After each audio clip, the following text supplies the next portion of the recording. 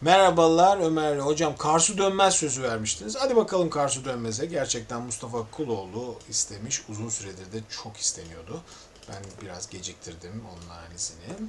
Karsu Dönmez. Like a Fool.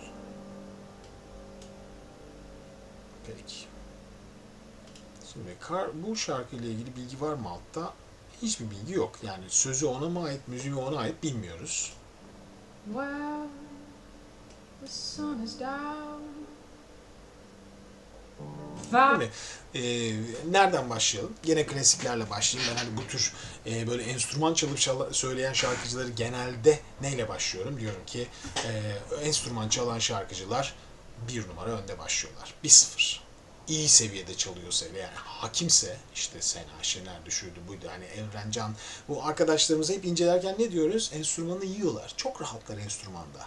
Tıkır tıkır çalıyorlar bu arkadaşlar ve bunun sonucunda enstrüman hakimiyetiyle beraber şarkı söylemeleri zaten yıllar içinde de çok gelişmiş oluyor. Şimdi Karsu Dönmez de şarkısını söylerken bakın hiç piyanoya baktığını görüyor musunuz?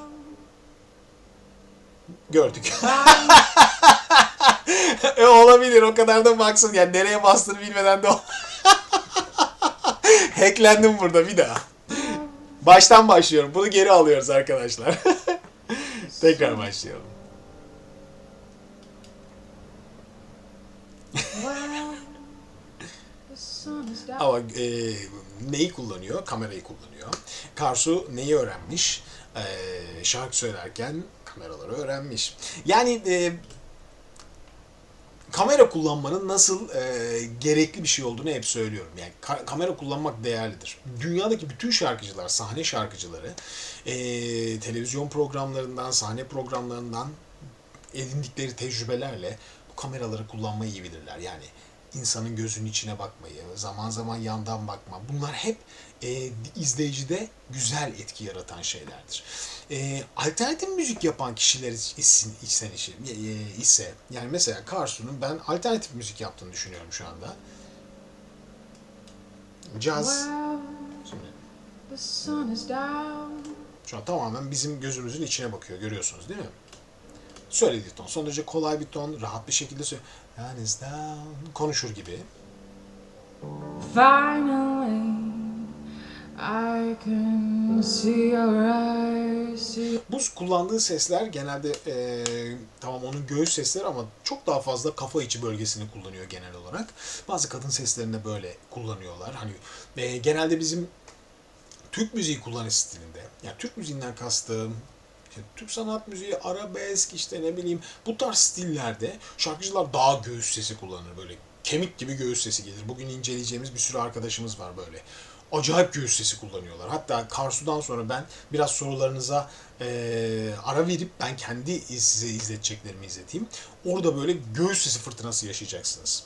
Şimdi Karsu Dönmez'in sesi, kullandığı yer daha böyle falsettoya yakın, daha derin. Falsetto değil ama kafa bölgesinin içinde bir yer. Belki genel olarak cazın okuma bölgesinden de kaynaklı. Bakın. I can see your eyes. I can see your eyes. I can. Çok keskin değil. See your eyes. Hemen kafaya geçebilir. Hemen kafa bölgesine, hemen falsettoya tiz seslere hareket edebilir. Yani otoban açık. Çok rahat pozisyon değiştirebilecek bölgedir bunlar. Şarkıcılardır. Bakın sesleri bile ne kadar yumuşak. Hopelessly in love.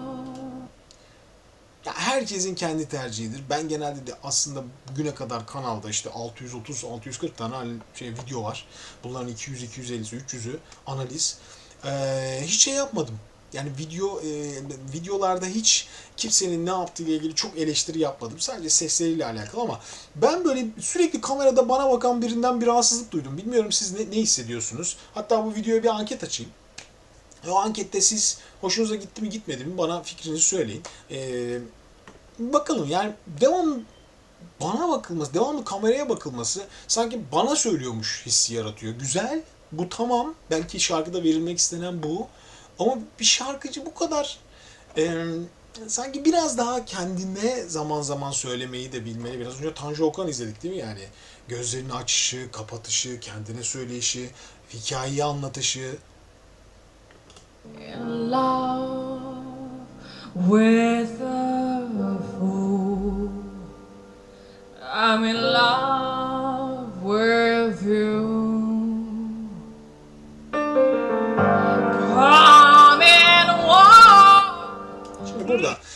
teknik aslında çok aşırı doğru bir teknik değil. Şimdi burada şu pozisyon, bakın. Burada gırtlak sıkma tam olmamış. Buradaki bu yana yatırıp ağzı açma sizi bayağı boğaza düşürmüş. Biraz da ses tam pozisyonuna oturmamış gibi geldi. Yani arada bir yerde kalmış. Ses doğru. Yani nota olarak doğru. Bir detoneli sürtön herhangi bir sıkıntı yok. Gibi biraz böyle arka odaya düşmüş gibi geldi bana. Yani biliyorsunuz ben genel olarak çok esnek davranıyorum şarkıcılara. Yani öyle katı kurallarım yok. Bugün bir arkadaş sormuş bana, ya hocam put gibi şarkı mı söyleyecekler? Herkes operacı gibi olacak. Hayır, ben operacı değilim. Zaten ben operacı değilim. Böyle bir kimseden beklentim yok. Fakat ben bu kanalı izleyen kişilerin genel kitlesini düşünüyorum. Yani kanala bakıyorum, 14 ile 25 yaş arası en büyük izleme kitlesine sahip. Yani bu da demektir ki müziğe yeni başlayan insanlar burayı daha çok tercih ediyorlar. Ben de o zaman daha çok onlara anlatacağım bir şeyler olduğunu düşünüyorum. Yani Karsu Dönmez bu şekilde okuyarak kendi bir zarar görmüyor. Herhangi bir sesine zarar verici bir şey yok. Ama aynı yolda başlamak sizi de birebir aynı yapacak. Aslında yaptığı şey çok doğru değil. Teknik olarak çok da güzel değil. Sadece bunu anlatıyorum. Sesi güzel değil falan, böyle bir şey değil bu. Teknik olarak çok güzel değil. Çok arka odaya açan bir pozisyonda şarkı söylüyor çünkü. My life with me. Tell me yours, tell me yours. Zaman zaman boğazına da sürtüyor. Bu pozisyon çok iyi olmadığı için bu pozisyon sürtmeler de yapar. Bunu yorum olarak kullanıyordur ama aslında çok sağlam bir yerde durmuyor bence. Bakın o tizdeki la lay, bu işte kullandığı pozisyonun daha önce ilk başta size anlattım, yani geniş bir otoban gibidir ses. Çünkü peste de çok ağır bir göğüs rezonansı kullanmıyor. Daha çok kafa bölgesinin içini kullanır gibi kullanıyor peste bile. Ve tizde de bakın ne kadar rahat. Lies. Son derece rahat ve doğru bir şekilde kullanıyor bakın.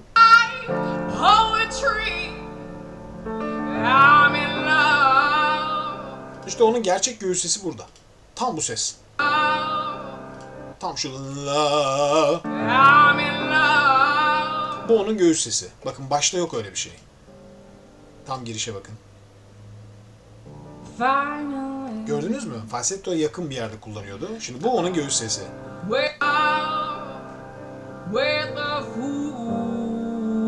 Zaten U ile beraber tekrar pozisyona döndü.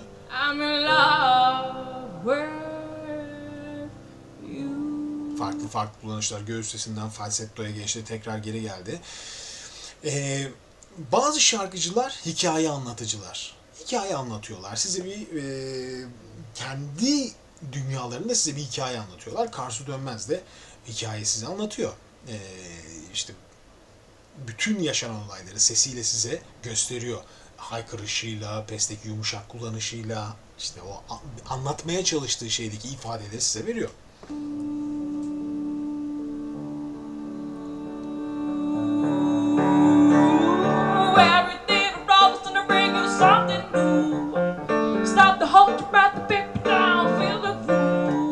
Özgür bir okumaya sahip, kendi stiline sahip.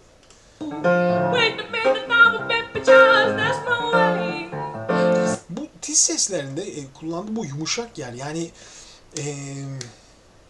çok mu detaya giriyorum acaba ya? O kadar da fazla şey yapmayayım. İlk defa böyle, bakın bütün izlediğim videolar arasında ilk defa böyle bir şey yapıyorum. Bu kadar girdim bazı şeylerde.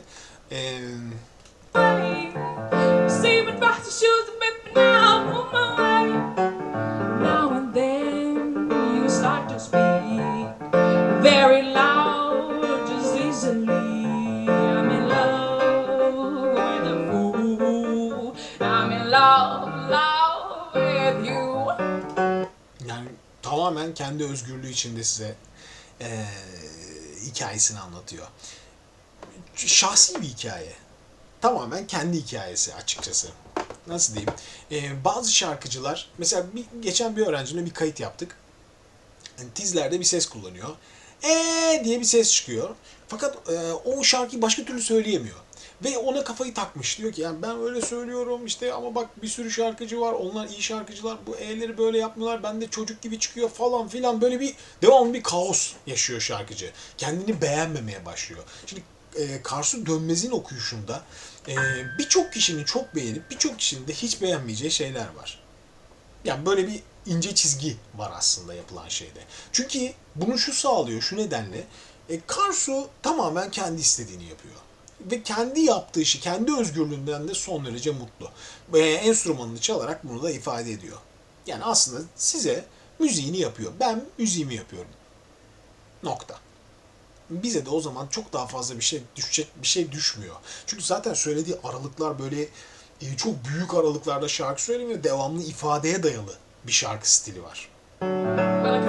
Yani bunların içinde de böyle bir teknik olarak büyük inanılmaz bir yanlış yok. Çünkü zaten öyle bir aralıkta da söylemiyor. Kendini yanlışa zorlaştırmaya, yani kendini zorlaştırmıyor.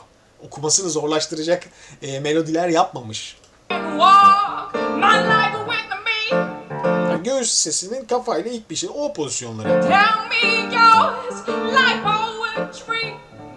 İçinde.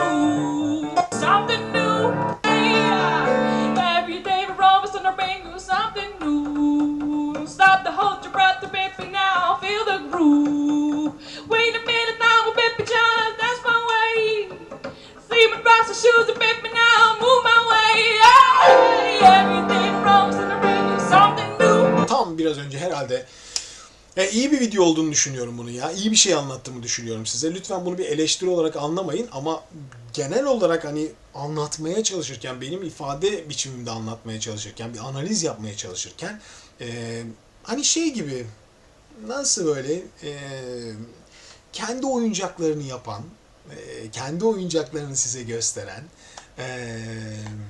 kendi ürettiği şeyleri size sergileyen ve onunla çok mutlu olan bir şarkıcı görüyorum. Müthiş olan şey tabii ki bu ifadelerini, bu söyleme enerjisini besleyecek bir de enstrüman çalıyor olması. Başka da bir şey diyemem.